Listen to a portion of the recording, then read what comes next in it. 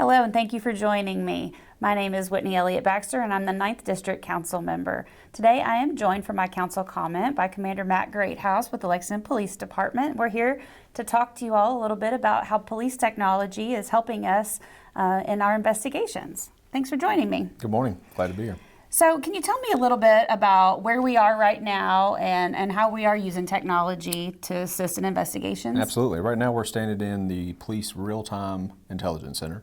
And this was something we started about a year ago at a very early age, started bringing it up technology-wise. And so what you're seeing behind us here is the traffic cameras that we're viewing and recording downtown to help us investigate crimes that are happening in Lexington. Great. Now, the traffic cameras that we're utilizing, they've been in the community for a while, correct? They've been in the community for about 20 years, yes. So what we've asked is start recording those for our use and also other government uses also.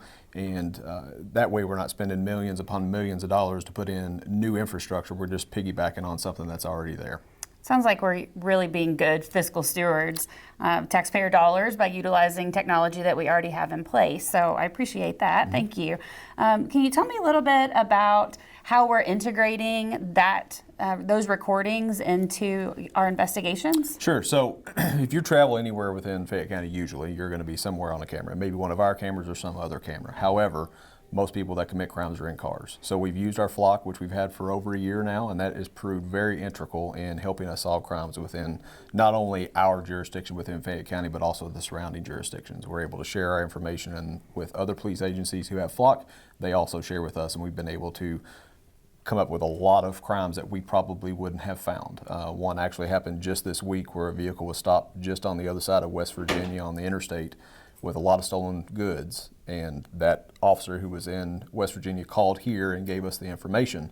We were able to find that in fact that car had left here about 4 hours ago and was involved in multiple thefts. So that helps connect those dots that we would have never had the opportunity to do before. And I think we've had a lot of success stories with the flock cameras specifically. Yes. And then the traffic cameras are just helping that cause. What are some of the success stories that we have had? We've been able to catch multiple violent offenses on these cameras in and around the community. We've been able to find people that are traversing to and from crime scenes to their homes or other places while using cars and right after committing a major crime. And that just connects those dots. That's the one piece of the puzzle that sometimes we don't have that helps us solve these crimes, where we're looking for maybe a witness that saw somebody that are either at a crime scene or maybe they didn't. We can also use this to exonerate people, which is also huge. That if somebody says, I was never there, well, if we have video evidence that proves, yes, that person was never there, that just allows that person to go free and they're not a target of the investigation any further. So it sounds like it's really helping us in our day-to-day and really assisting our police force in solving some crimes. So that's great. Now, recently I know that we added Fusus technology to our tool belt, if you will. Yes. Can you tell me a little bit about that and what some of the common misconceptions might be surrounding that system? Sure. So we've asked for that in our budget for this year, but we will sign that agreement hopefully and get Fusus started to roll out. So what Fusus does is it aggregates all that video technology into one platform so we can use it. Behind me you'll see this is just one platform we have to view the traffic cameras within Fayette County, but if you add other things on top of that, our own building security cameras, the government building security cameras, maybe security cameras that are on the fire department or at other businesses that are partnering with us, we have to have logins and passwords and different websites for each one of those. So we have to have multiple tabs open. Somebody has to be able to remember what the password is. Somebody has to remember the login. Somebody has to remember the servers. Well, it becomes very cumbersome and it's time consuming. This will allow all that stuff to come into one place where the user can use one platform to navigate all those cameras without having to remember all that stuff. Also, the good thing is it allows us to audit everything that goes on. Each person that signs into Fusus will have their own credit or credential. And so every time they log in, every time they click, every time they move anything, it's recorded for perpetuity. So that way, if there's ever any allegations of wrongdoing, we can go back and actually find that. So it sounds like we're being very efficient in utilizing this technology to our benefit. So I really appreciate all the work that you've done to bring all this to the table. So can you tell me, I know we've created some policies surrounding how we use this technology. Can you tell me a little bit about the policies and who is able to access these databases? Sure. So Flock right now is available for all our patrol officers and any other police officer that's within Fayette County has access to that. Same thing, we can audit everything they do. The Fusus platform is going to live with just inside the intelligence unit right now. We are going to roll that out. We need to figure out what it even does. We've seen it in sales pitches and we've seen it being used with other agencies, but we need to see what it looks like for us.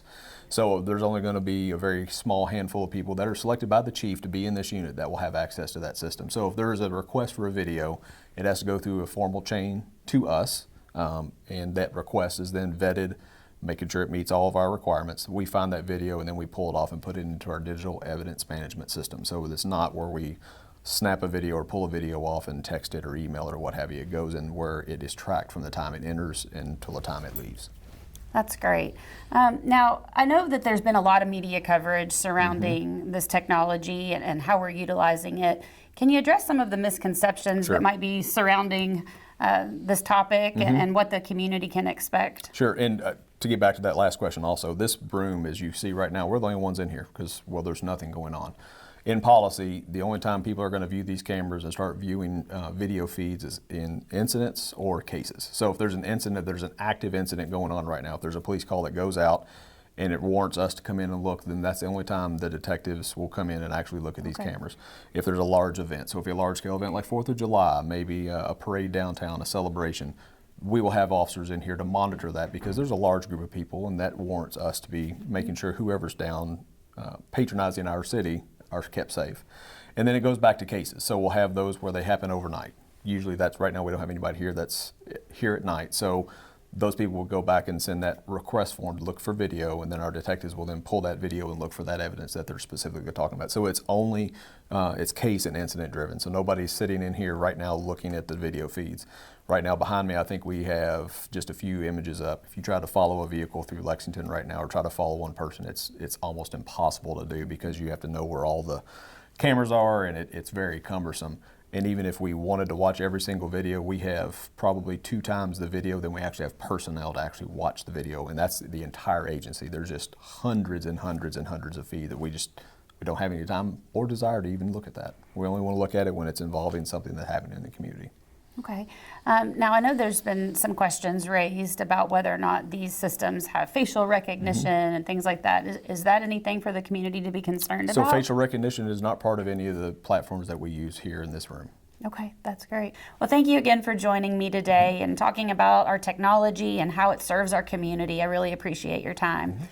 And I appreciate you for joining me today to learn a little bit more about our police department and how we're serving the community. I really hope that you would join me in my weekly newsletter. If you would like to sign up, please email me at wbaxter@lexingtonky.gov. You can also find me on social media on Facebook and Instagram. Thanks again, and have a great day.